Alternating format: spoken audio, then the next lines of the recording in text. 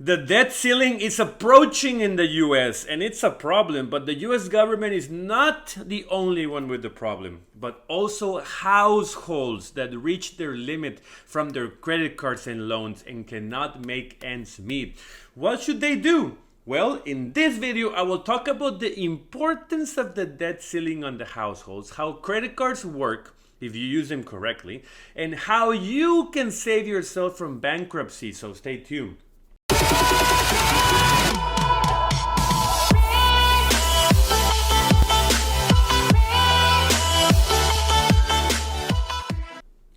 Hi there, my name is Jaime Shekaiban and I welcome you to my channel, The Foreigner in America, where I teach locals and foreigners everything they need to know about producing money, keeping the money, and multiplying it, specializing in the markets, real estate, and businesses. So if you're someone like myself who loves money and wants to be successful and free, please subscribe to this great channel and hit that bell so you can follow up on my 2 weekly videos. Also check out my blog, Instagram, and social media under the same channel name, and take a look at my book, which is a very solid read for anyone that wants to improve in every aspect of their life. So I will leave a link below for you to check out. So without further ado, let's begin. The federal debt ceiling is asking urgently for a spending reform. We're just spending too much money as a country and also helping others. But the US is not the only one with this problem, as many households also are running out of funds in their checking accounts and credit cards and are reaching their debt ceiling. In the first quarter of 2023, total consumer debt hit a fresh high of just over $17 trillion, and credit card balances alone total $986 billion. Let me stop here for a second and explain to you why Apple wants to open a high yield savings account now, if you own their credit card. First, it's the best business in the world, lending money to Americans at a 20% interest and then giving back 4%. 20% interest on $986 billion is $197 billion. That means that every second the banks in America make $6,000 on interest from credit card balances. Every second. Americans are watching the government pile up an enormous amount of debt, and they're thinking, why don't I do the same? The problem is families don't have a creative way to raise the debt ceiling. Once it's reached, it's game over. You need to start selling the cars, selling the jewelry, and selling the house, if you own one. With inflation peaking at 9% and currently under 5%, households saw tremendous pressure on food, gas, bills, and everything under debt, meaning interest.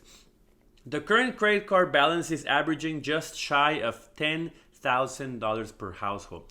And during the Great Recession, it was about $2,000 more. So we're reaching the limit where there is no turn back and people will never pay the credit card back. And what happens if you never pay the credit card back? What happens? Well, your credit history is destroyed.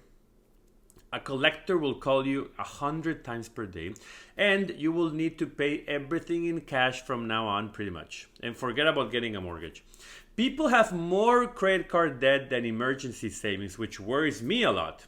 I recorded a video on how to save $10,000. You should check that one out on my tricks to how to save money. So the government is spending like crazy, and people are also spending like crazy. The difference is the government's money is unlimited, at least until the dollar loses its world reserve currency.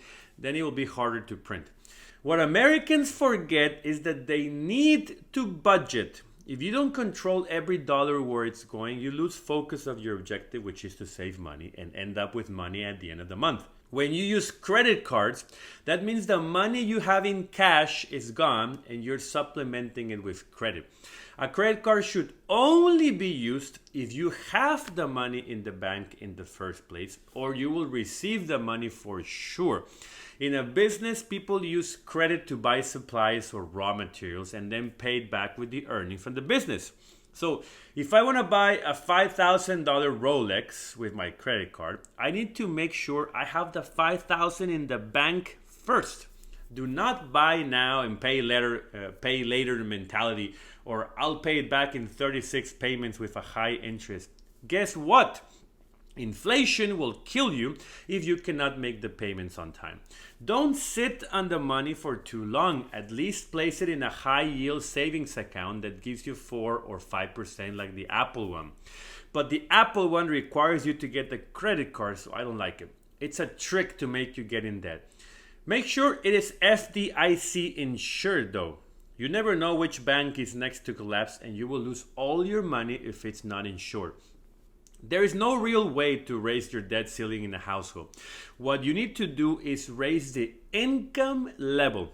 That way you can spend more and save more money without worrying about the end of the month or the next paycheck. But remember, take control of your life and take control of your money. Thanks a lot for watching this video. If you enjoyed it and found useful information, give me a like, subscribe, and hit that bell so you don't miss any one of my 2 weekly videos as soon as they come out. So have a great day. Don't lose any money, and I'll see you next time.